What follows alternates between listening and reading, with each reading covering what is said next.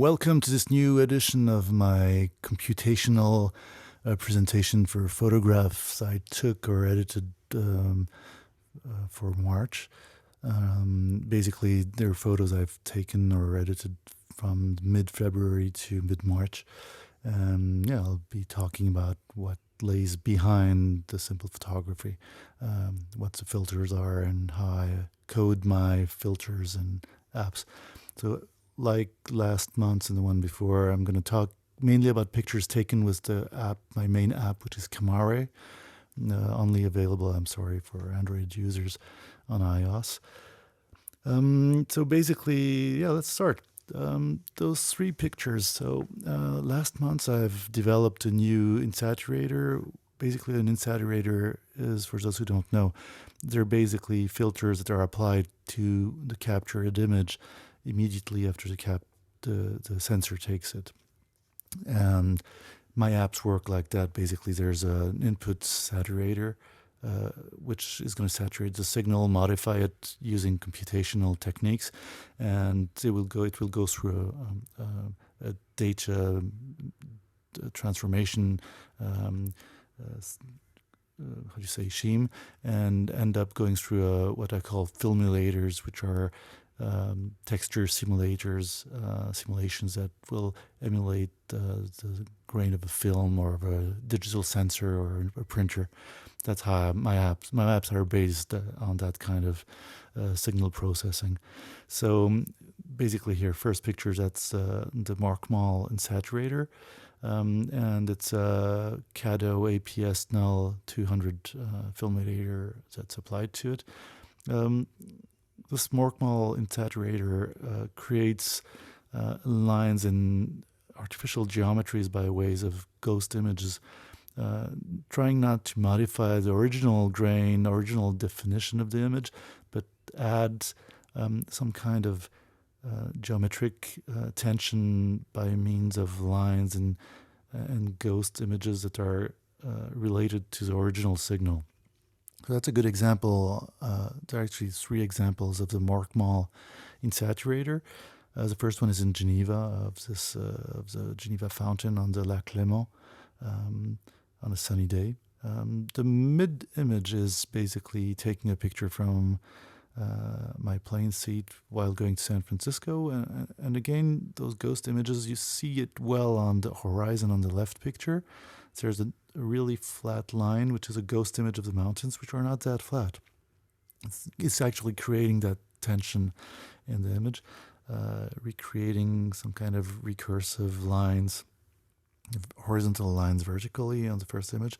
Same thing on the right image. It doesn't do it everywhere. The idea is just to have something subtle that reinforces the geometry on the intensity and color maps of the picture. So you can actually, on the mid image, see it on the border of the plane engine. And on the right image, it's actually hard to perceive, but the lines are there. We can kind of see them. That's basically a view of San Francisco. That's the skyline on front. We see Oakland in the back, on the back right, and the Bay Bridge linking San Francisco to the Oakland, to the city of Oakland. So that's the Bay of San Francisco, Northern California. Again, it's all about those software algorithms are all about creating this, what I call in French, matière numérique, digital matter, creating something that's got an analog feel. I don't know if it's a good term, a digital feel, but not that will look like something that's material and not only virtual. Those three next images on the far left, that's again Markmal. That's the freeway near the San Francisco airport, I guess. Looking westwards, behind those hills in the background lays the Pacific Ocean. Again, you see this kind of ghost geometry coming out of lines, artificial ghost lines that will create a tension, but at the same time it's going to increase the composition in terms of geometrical lines. That was my goal when I conceptualized that insaturator, that creative filter.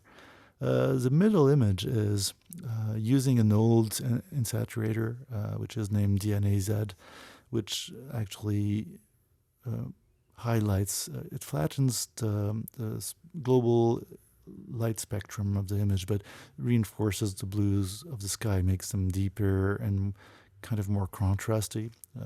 That's used with another filmulator, but a good example of the DNA-Z insaturator used with flowers and trees.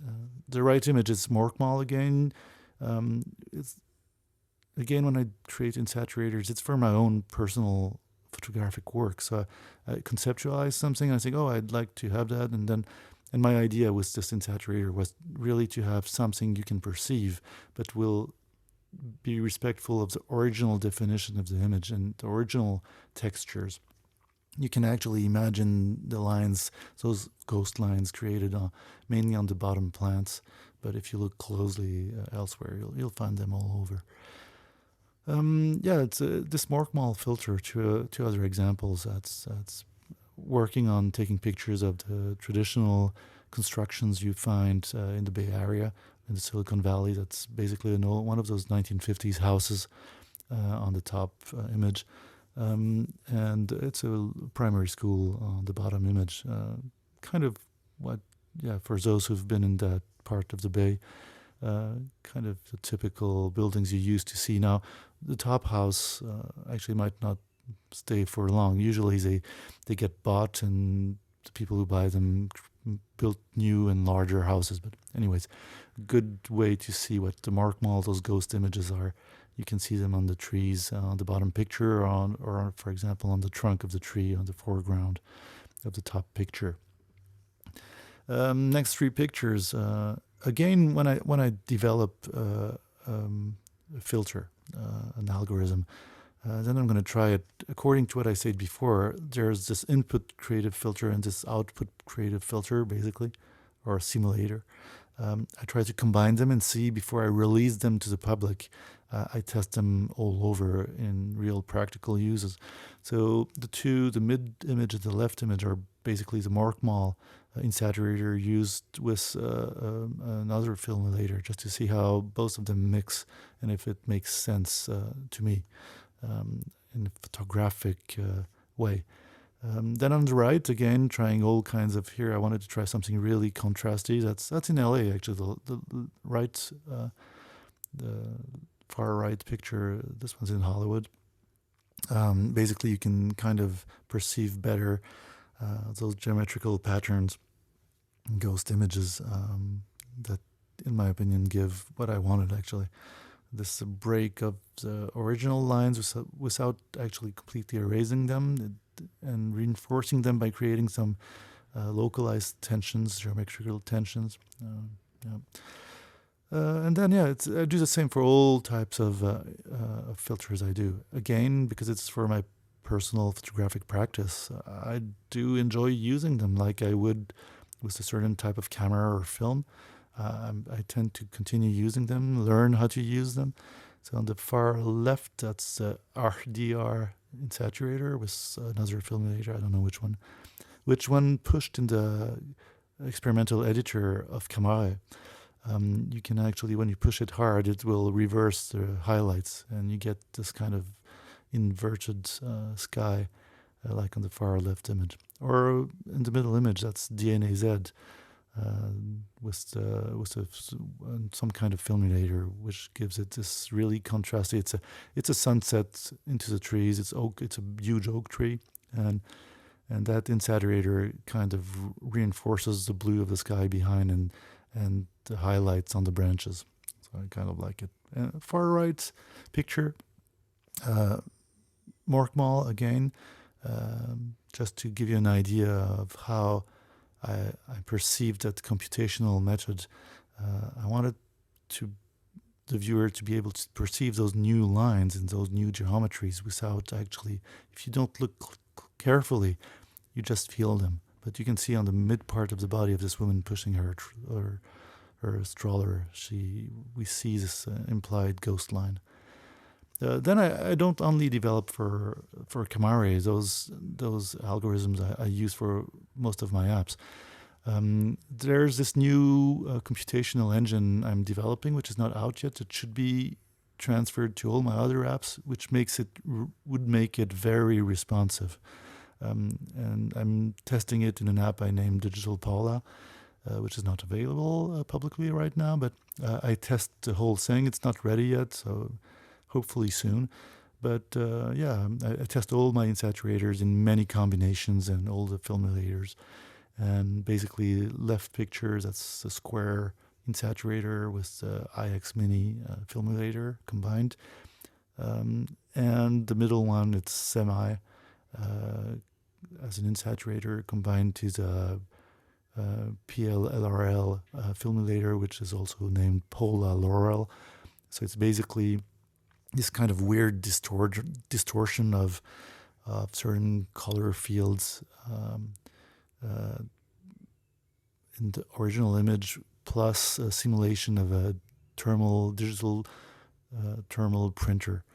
And on the right, Morkmal. This example I found interesting because you really see those implied lines on the clouds behind the sign, but you also see the kind of weird texture pattern, lower res, lo-fi patterns that this insaturator creates. I kind of reinforced it here in post-production because I wanted to have it like this. So it's a little bit HDR'd, not using Camare, but it's made with Camare. Gives you a good idea of what that insaturator actually works, transformed into image.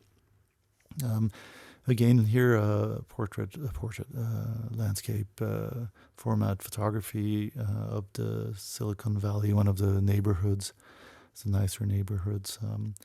You definitely see these ghost images, and that's what I wanted. I wanted to be able to have something that feels real, not too synthetic, and you see those lo-fi ghost images on the main tree, on this huge oak tree in the middle, or on the palm trees on the right. But you still have the definition and the details of the real subject, of the optical subject. I will call them like that. Again, I test before I release to the public. I really test everything in all combinations. And on the far left picture, Morkmal in the Bay of San Francisco, I wanted to see how it reacted with, for example, electric lines, and really contrast these guys. So definitely, you can see this weird ghosting of images with a blue line in the blue part of the sky, which is implied by this algorithm. You can actually see it in the water, the marshlands below, but you still have a very good preservation of the definition of the electrical lines. That was the goal. Don't lose the detail. Just bring some character to your digital matter, to your matière numérique. The middle picture is Morkmal used in a bar in Hollywood. Also, you can now that you've looked at the other pictures, I'm sure you can see where the ghost images are, and the ghost geometry comes in. I think it gives some character to the original picture of this woman in that bar. Again, when developing, it's not like magic. I mean, I have to start somewhere. So the far right image, I just wanted to show an example this time of some of the images that actually end up in my photo bin. Because at first, for example, in that case, I'm not going to go into real detail of what's going on behind, but I wanted to sectorize the original signal and the picture. So I created that circles map to just see if my code was actually doing what I was expecting it to. So it's actually not making the image here, but it was just giving me an idea if I was getting the colors I wanted at the point I wanted for the reasons I wanted. So that's usually how I start a filter. I start by trying to understand if the main parts of my algorithm are going to be fine, and then I push further into the signal processing. And the two right images are actually the first pictures coming out of those matrices that you see on the left. And that's a new filter that's public since early March, which is Haben, which I wanted to imitate, to kind of simulate some of the earlier color photo processes. So it's pretty complex what's going behind. But and here are the two first results, and I was pretty happy about about the results, because it's actually, I have to imagine what I'm going to do in terms of signal processing and image manipulation, computational process.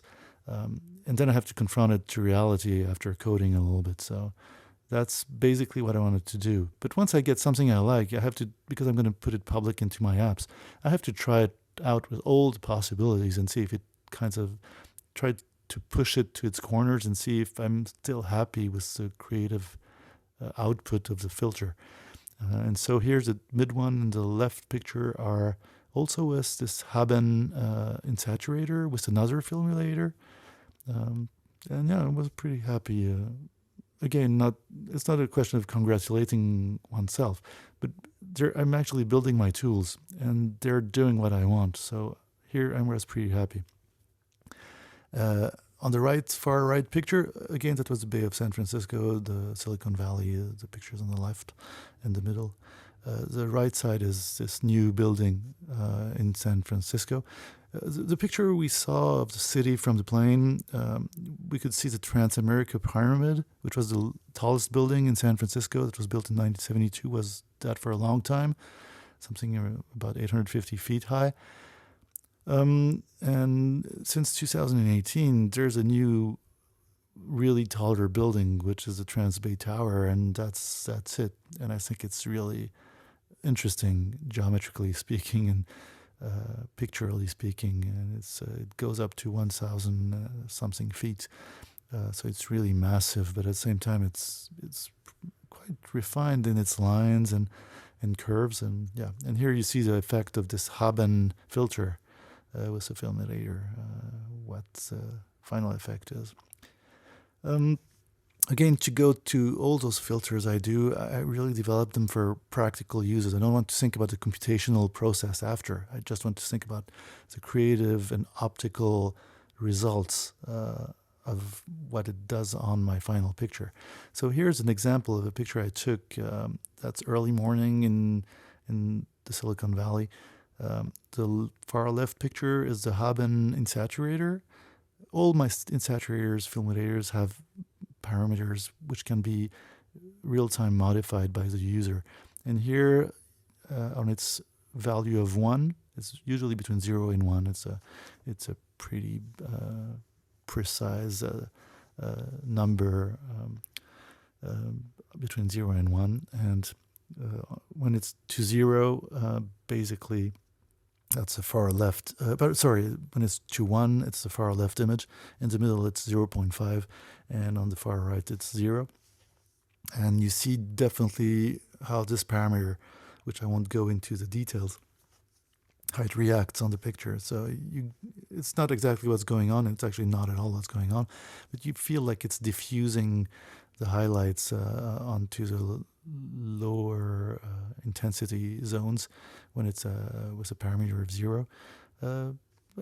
It's kind of that. But that's what I wanted to have on my tool, to be able to work with that and being able to control it.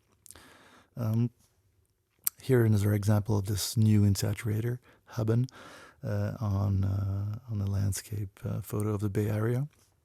That's 5 minutes from bicycling from the center of the Silicon Valley. So many people, for those who don't know, the Bay Area has lots of really incredible sceneries and nature, free lands to go look at and enjoy.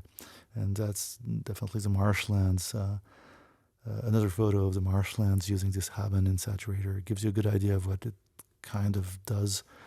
It gives it this sense of a really old analog color process. It's actually, computationally speaking, I'm not into optimizing. I should, but I'm not into optimizing the processing time and power consumption of my filters. This is probably the most hungry on energy insaturator I've ever done. Here it's done with on an iPhone 12 Pro Max, so it's not the last generation, but it's definitely an energy hog. And again, just to show you an example, here it's the same region, Bay Area, marshlands. That's using the Safrano insaturator, which was an insaturator I wanted to create to um, to simulate, an old optical construction. So you see, it's definitely not the same textures. Again, when I work on the processes, we could see it on using the hub and insaturator. There are some underlying elements which gives it texture, gives it the picture texture, which I name matière numérique, digital matter. And on the far left image, I test my algorithms on almost anything. So the photo is not interesting per se, because basically that's the East Palo Alto IKEA store in the background. I just wanted to see what this insaturator was doing with those colors and this composition. And I'm just using this picture because actually when I post-process it using a basic image processor software, probably even the preview app on a Mac, and push the sky's contrast and remove color, you can actually see what this algorithm, what kind of texture it creates. I didn't intend it to do that, but that's basically the distortion of my image processing techniques. And I'm fine with it. So that's the Haben insaturator. It just was to reveal better for the sake of discussion this pattern in the sky. So it's part of this matière numérique. And yeah, just an example to show you. And on the far right, that's using the Safrano insaturator, again the Mars lens, just to finish this month's presentation. You can have lots of things using digital matter and computational photography, which are not only trying to simulate older processes or stylized pictures, but actually create some, like an old analog lens or film would do. You can have algorithms that actually bring you the meat. Okay, so hopefully you enjoyed. You can always, of course, ask questions or make comments below. I'll try to answer as soon as possible. And yeah, see you next time.